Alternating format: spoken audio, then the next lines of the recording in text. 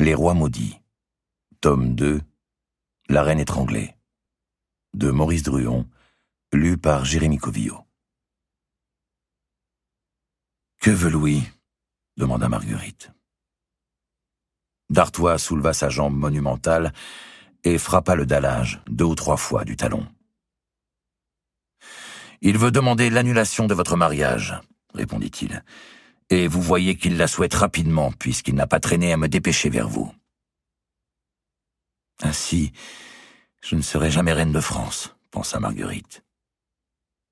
Les rêves insensés dont elle avait voulu se bercer depuis la veille étaient déjà anéantis. Une journée de rêve pour 7 mois de prison et pour toute la vie. À ce moment, 2 soldats entrèrent chargés de bois et de fagots et allumèrent le feu. Dès qu'ils furent sortis, Marguerite, avidement, vint tendre les mains aux flammes qui s'élevaient, couleur de géranium, sous la grande hotte de pierre. Elle demeura silencieuse quelques instants, se laissant pénétrer du bienfait de la chaleur.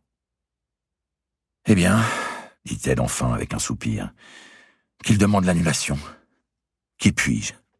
Eh, ma cousine, vous y pouvez beaucoup, justement, et l'on est prêt à vous savoir gré de quelques paroles qui ne vous coûteraient guère.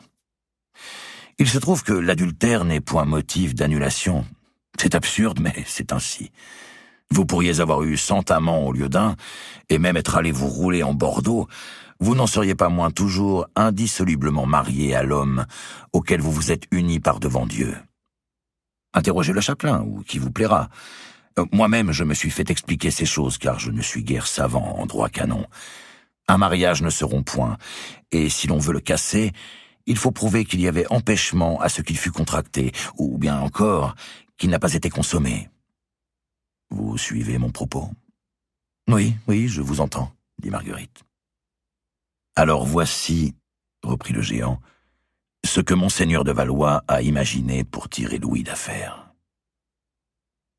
Il prit un temps, se racla la gorge.